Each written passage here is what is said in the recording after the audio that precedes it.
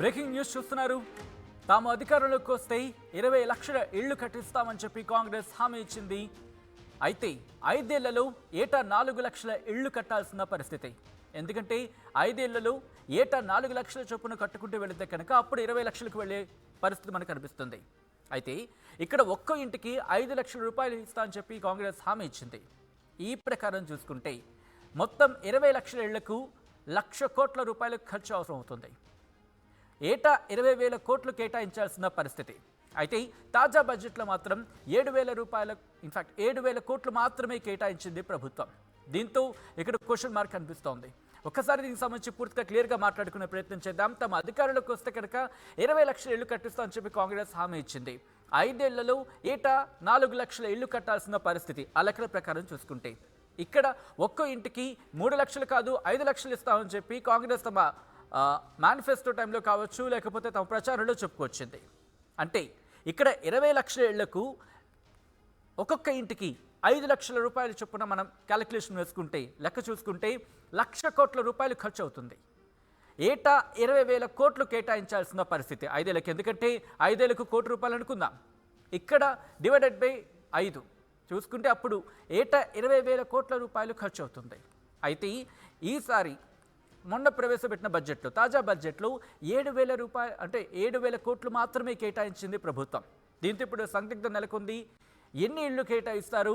5 ఏళ్లలో 20 లక్షల ఇళ్లు నిర్మించడం జరుగుతుందా? ఎందుకంటే ఈ బడ్జెట్లో 20,000 కేటాయిస్తే ఎన్ని ఇళ్ళు అవుతాయి? దానికి సంబంధించి క్యాలిక్యులేషన్ మనం చూసాం. తాజా బడ్జెట్లో 7,000 మాత్రమే కేటాయించారు. అంటే 7,000 కోట్లు మాత్రమే కేటాయించారు. ఏం జరగబోతుందనే ఒక క్వశ్చన్ మార్క్ వినిపిస్తోంది. అప్డేట్స్ తెలుసుకునే ప్రయత్నం చేద్దాం. మా ప్రతినిధి శ్రీధర్ అప్డేట్స్ అందించేందుకు లైవ్లో జాయిన్ అవుతున్నారు. శ్రీధర్, తాజాగా ప్రవేశపెట్టిన బడ్జెట్లో 7,000 కోట్లు మాత్రమే కేటాయించింది. అంటే ఒక ఏడాదికి 20,000 కోట్ల కేటాయిస్తే కనుక దాదాపు ఆ క్యాలిక్యులేషన్ సరిపోయే పరిస్థితి. ఏం చేయబోతుంది కాంగ్రెస్? సచిన్, ఇందిరమ్మ ఇల్లు ఏడాదికి ఒకవైపు కూడా ఇందిరమ్మ ఇళ్ల నిర్మాణంపై కూడా ప్రభుత్వం పూర్తిగా ఒకవైపు కూడా దానికి సరిపడినటువంటి బడ్జెట్ పెట్టలేదు. ఒకవైపు 20 లక్షల ఇల్లు ఏడాదికి మీరు 5 ఏళ్లలో నిర్మిస్తామని ఇప్పటికే ఒకవైపు కూడా కాంగ్రెస్ తన మేనిఫెస్టోలో పెట్టుకుంది. ఆ లెక్కన చూస్తే ఒకవైపు ఏడాదికి 4 లక్షల ఇళ్ల చొప్పున కూడా ఒకవైపు కూడా కాంగ్రెస్ ప్రభుత్వము నిర్మించాల్సింది. కానీ ఇప్పుడు దానికి సరిపడేటువంటి బడ్జెట్ ఏవైతే 20 లక్షల ఇళ్లు ఉన్నాయో వాటికి దాదాపుగా ఈ 5 ఏళ్లలో 1,00,000 కోట్ల రూపాయలు కూడా అవసరం పడుతుంది. ప్రస్తుతం కాంగ్రెస్ పేర్కొన్నటువంటి ఇంటి నిర్మాణానికి కూడా 5 లక్షలు ఇస్తామని ఏదైతే చెప్పిందో దానికి సంబంధించి మాత్రం 1,00,000 కోట్లు అవసరం. కానీ మొన్న ఇచ్చినటువంటి పేర్కొన్నటువంటి బడ్జెట్ ఏదైతే ఉందో దానికి సంబంధించి బడ్జెట్ లో మాత్రం కేవలం 7,000 కోట్లకు పైగా రూపాయలను కేటాయించడం అనేది కూడా ప్రస్తుతం మరి ఇళ్ల నిర్మాణం ఎంత మేర కేటాయిస్తుంది, ఎన్ని ఇళ్లు కట్టిస్తారు, ఎన్ని ఇళ్లకు ఒకవైపు కూడా కాంగ్రెస్ కట్టేందుకు సహకారం అందిస్తున్నది కూడా ప్రశ్నార్థకంగా మారిందని చెప్పాలి. ఒకవైపు కాంగ్రెస్ ఇచ్చినటువంటి 6 గ్యారంటీల్లో ప్రధానంగా ప్రభావం చూపిన ఇందిరమ్మ ఇల్లు సైతం కూడా ప్రభావం చూపినటువంటి పరిస్థితి. గత ప్రభుత్వానికి సంబంధించి ఇల్లు రాలేవు అని చెప్పి ఒకవైపు డబుల్ బెడ్రూమ్ ఎక్కడ ఏ ఊరికి రాలేదని చెప్పి ప్రజల్లో తీవ్ర వ్యతిరేకత వచ్చింది. దానికి సంబంధించి ఇందిరమ్మ ఇల్లు ఖచ్చితంగా కట్టిస్తాం, ఎవరైతే అయితే స్థలముట్టలో కట్టుకోవడానికి దానికి 5 లక్షల రూపాయలు సహాయం అందిస్తుంది ప్రభుత్వం. లేదంటే స్థలం లేని వాళ్ళకు ఒకవైపు కూడా ఆ స్థలంతో పాటు 5 లక్షల రూపాయలు కూడా ఆర్థిక సాయం చేస్తామంటూ కూడా ప్రభుత్వం ప్రకటించింది. అవే కాకుండా ఎవరైతే ఉద్యమకారులు వాళ్ళు ఉన్నారో వారికి స్థలంతో పాటు కూడా ఇల్లు కూడా నిర్మిస్తాము. వారికి ఒకవైపు ఆ నిర్మాణానికి కూడా సామాన్య ప్రజలకు ఇచ్చేయడానికన్నా కూడా కాస్త వ్యయం ఎక్కువ ఉంటుందని మరి ప్రభుత్వం చెప్పింది. కానీ ప్రస్తుత లెక్కల ప్రకారం చూస్తే ఇందాక చెప్పుకున్నట్టు మొత్తం 20 లక్షల ఇల్లు అంటే దాదాపుగా ఏడాదికి 4 లక్షల ఇల్లు నిర్మించాలి. వాటికి 20,000 కోట్ల బడ్జెట్ కేటాయించాలి. కానీ మొన్న ఇచ్చినటువంటి బడ్జెట్ ఏదైతే ఉందో అది 7,000 కోట్లు కేటాయించడం అనేది కూడా ఒకవైపు కూడా ఇళ్ల నిర్మాణానికి ఎక్కడెక్కడ ఇస్తారు, ఏ విధంగా దాన్ని అమలు చేస్తారన్న దానిపై ఒకవైపు ప్రశ్నార్థకంగా మారింది. మళ్ళీ ఒకవైపు నియోజకవర్గానికి సంబంధించి ఇప్పటికైతే 3,500 ఇళ్ల చొప్పున ఖచ్చితంగా నిర్మిస్తామని చెప్పింది. మరి ఇవన్నీ లెక్కలు ఏ విధంగా రూపొందిస్తారో దీనికి సంబంధించి కూడా విధి విధానాలు ఏ విధంగా ఉంటాయన్న విషయం పైన కూడా ప్రస్తుతం ఒక ప్రశ్నార్థకం అయితే నెలకొందని చెప్పాలి. మరి ప్రభుత్వం కేటాయించినటువంటి బడ్జెట్ ఏదైతే ఉందో 7,000 కోట్లు మరి ఇది ఒకవైపు కూడా తాత్కాలికమైనటువంటి బడ్జెట్. ఎన్నికల అనంతరం కూడా పూర్తి స్థాయి బడ్జెట్ పెట్టిన అనంతరం కూడా కాంగ్రెస్ ఇచ్చిన హామీలు ఏవైతే ఉన్నాయో వాటికి సంబంధించి దానికి ఎంత అవసరం పెడతారు దానికి తగ్గట్టు కూడా ఒకవైపు కూడా లెక్కలు ఉంటాయి. దానికి సరిపడేటువంటి బడ్జెట్ కూడా కేటాయిస్తామని చెప్పి కూడా చెప్తున్నటువంటి పరిస్థితి. కానీ ఇలాంటి సందర్భాలు వినిపించే మొట్టమొదటి ప్రశ్న ఏంటంటే కొందరికి మాత్రమే కేటాయించబోతున్నారా, కొందరికి మాత్రమే దక్కబోతున్నా ఇళ్ళ అనే విషయానికి సంబంధించి కాంగ్రెస్ నుంచి ఎటువంటి వర్షం వినిపిస్తోంది?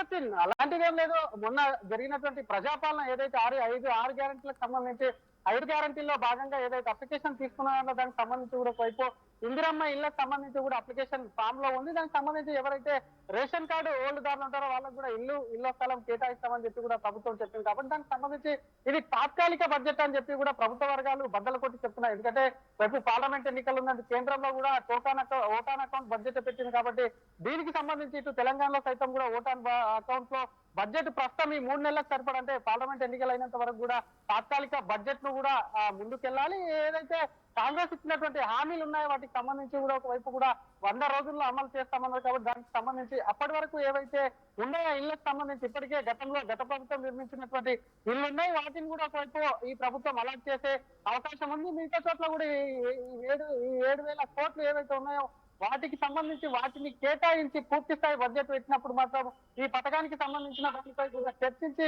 పూర్తి స్థాయిలో బడ్జెట్ లో దానికి సంబంధించి కూడా ఒకవైపు కూడా బడ్జెట్ లో దీనికి కావాల్సినటువంటి ఫిగర్ ఏదైతే ఉందో దానికి సంబంధించి అంత మొత్తం కేటాయించే అవకాశాలు ఉన్నాయని చెప్తున్నటువంటి పరిస్థితి.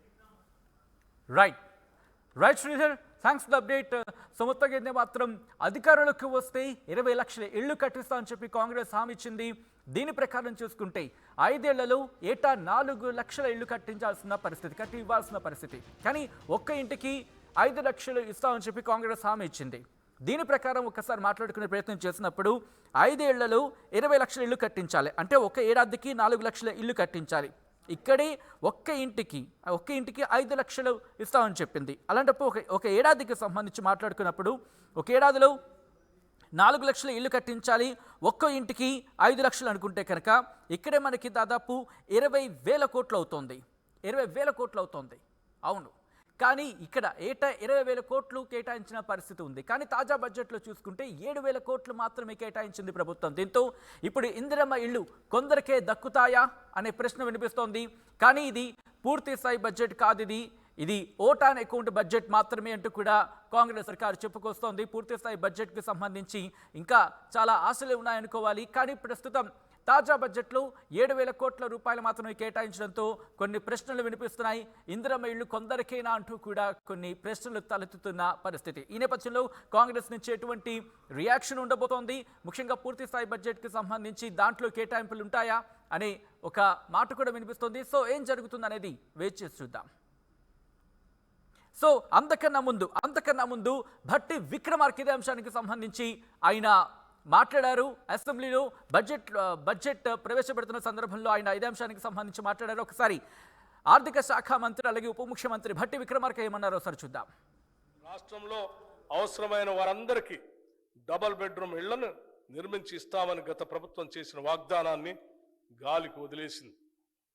గత ప్రభుత్వం చెప్పిన విషయాలు విని తెలంగాణ రాష్ట్ర ప్రజలు డబుల్ బెడ్రూమ్ ఇళ్లపై ఎన్నో ఆశలు పెట్టుకున్నారు.